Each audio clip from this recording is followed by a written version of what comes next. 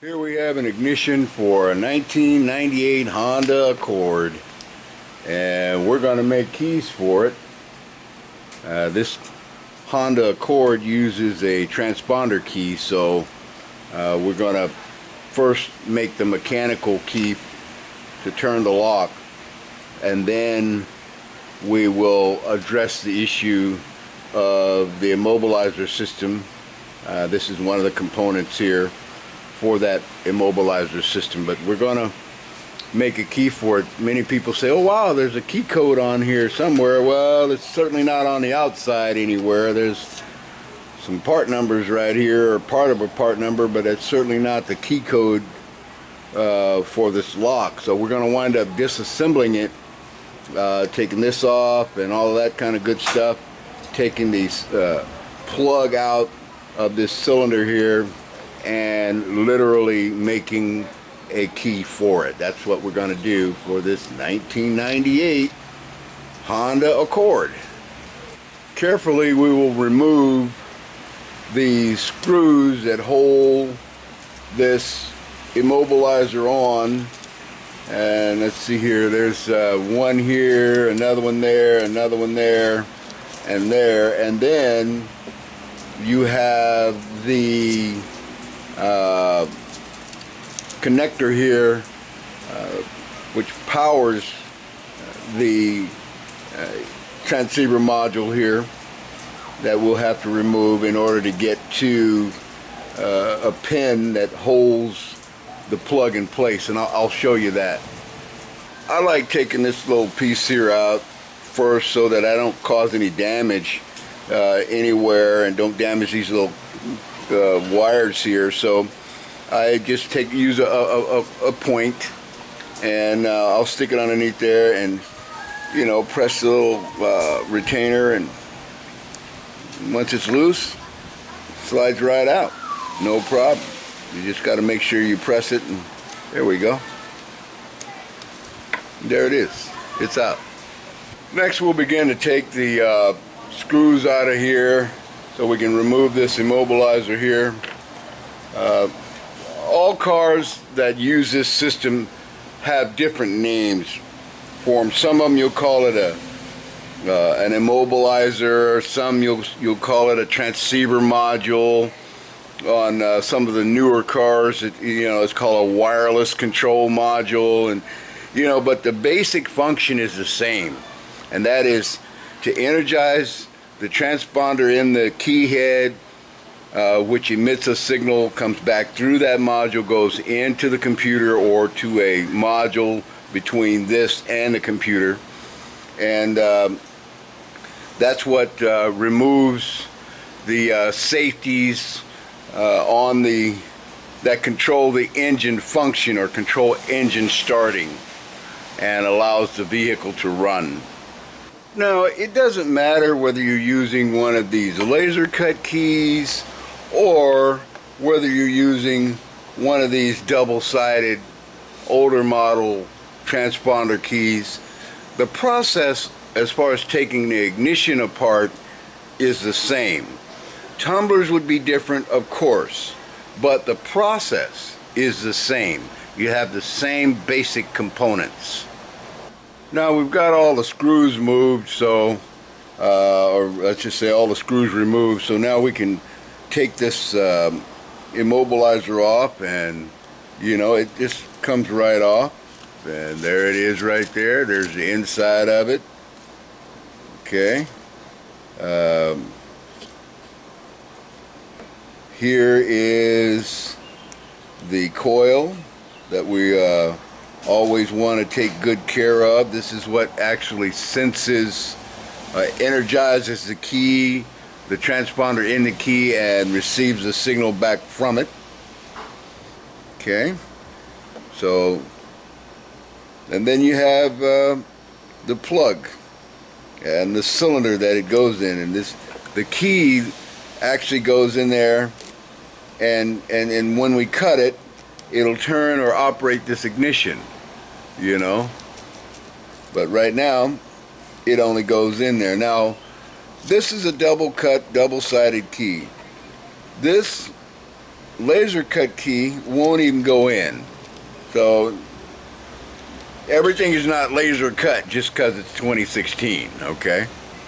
You're going to still work on some vehicles that are use some of the older technology, and this is one of them. The pin that has to come out in order for this ignition to slide out is this little baby right here. Some people will drill the heck of it out, you know, and then it's like, oh man, what do you do? How do you secure it? That's what secures this piece in here.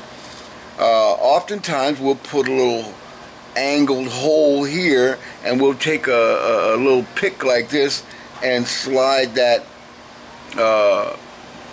roll pin out of there. Drilling it is hard. If you're going to try just to drill this out, you want to use like carbide bits, because this is spring steel. It's hardened, and it will eat your regular high-speed drill bits up. It'll eat them like you know, waffles for breakfast or something, okay? So I got me a little pilot hole drilled here so I could access this roll pin, and now this roll pin should just come right up. Let's see here. Can we do it? Yeah, there it is. So nicely done, you know. We'll take a pair of tweezers or something like that and pull that the rest of the way out. Just so you know, very few things go actually just perfect. So having removed this roll pin out of here, we're supposed to be able to pull this cylinder out and with no problem, and as you see there she comes. Now my goal what is to find a key code on this cylinder and to be able to cut a key for this lock based on the code that's on it. The problem is that the vehicle is not new, so because of that we wind up with problems like, you know, the lock has been recoded, or, you know, you name it. So just pulling it out, there it is right there.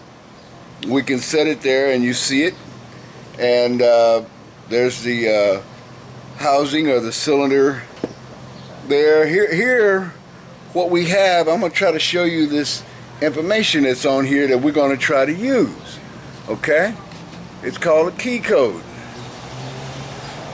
If we can use it, that will be fantastic.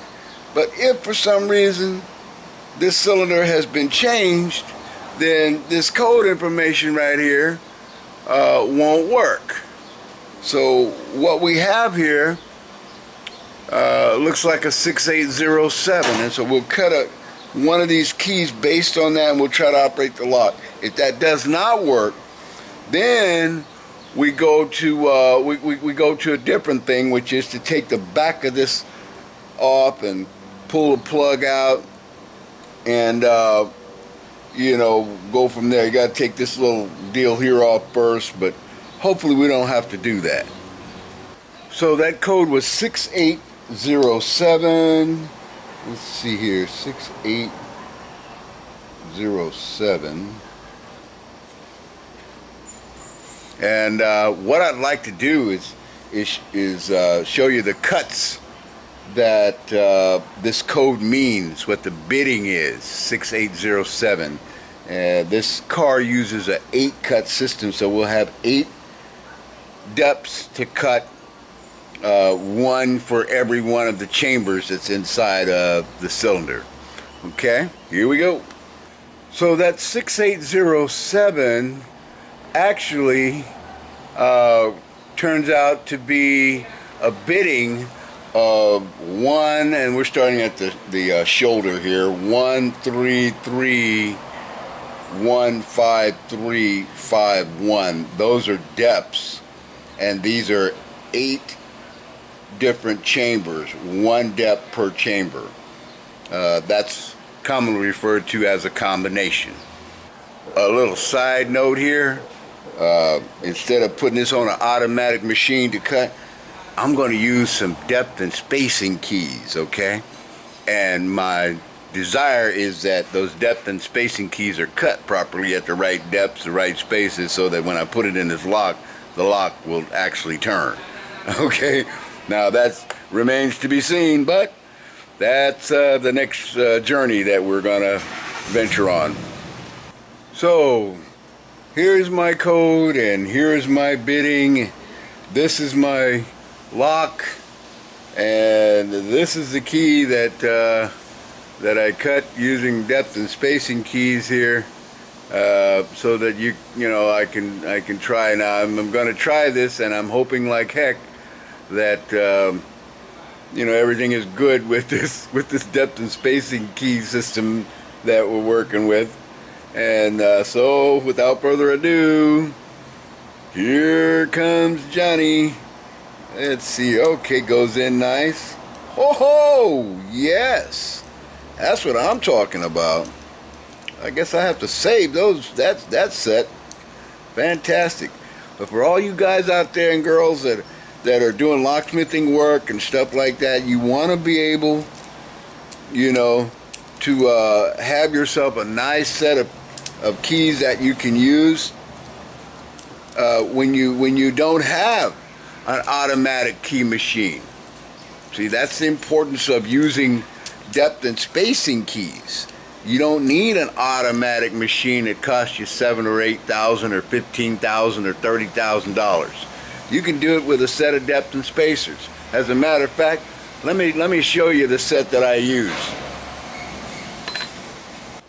So here they are, right here, and that's, of course, you don't need to cut a number 1 depth unless there's actually some cutting to do. So I've got my 2s, my odd and my odd and even side. I've got my 3s, my odd and even side, and I've got my 4s. You know, I'm gonna bring this in a little closer so you can see it here. You know, my 4 right here, with my odd and even side, and then there's my 5, odd, even. And this particular series also uses a number 6 depth, so I've got a number 6 depth and spacing key here with my odd, meaning that odd side, or the odd depths, are like 1, 3, 5, and 7. You know, the even would be 2, 4, 6, and 8. Total of 8 chambers, but your odd are the ones between, from the tip and every one between, and your even is the one from the second cut throughout the end on the even, in the even chambers, even numbered chambers.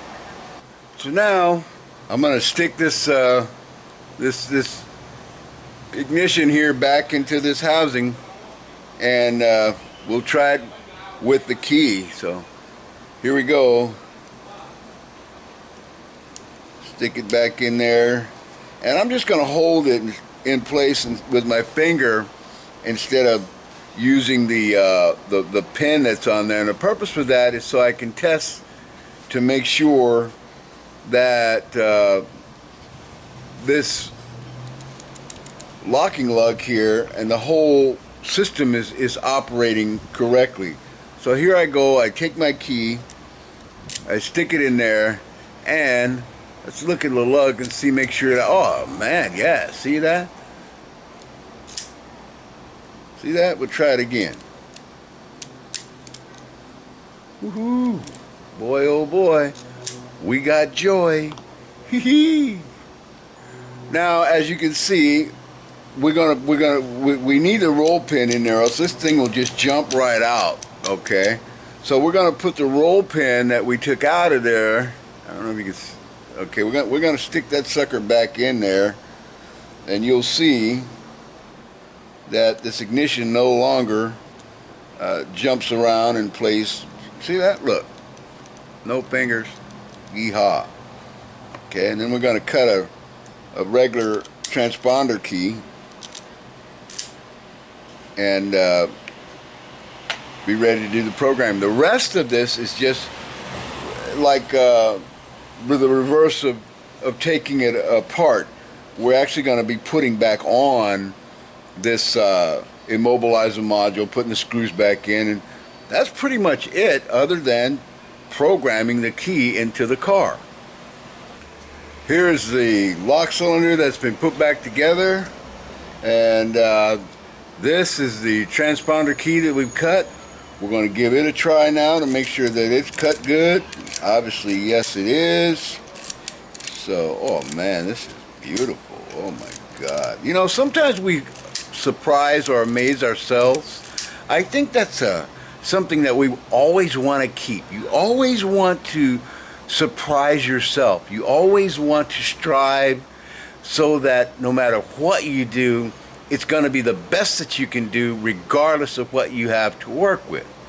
And that will yield the result of often what we refer to as surprise.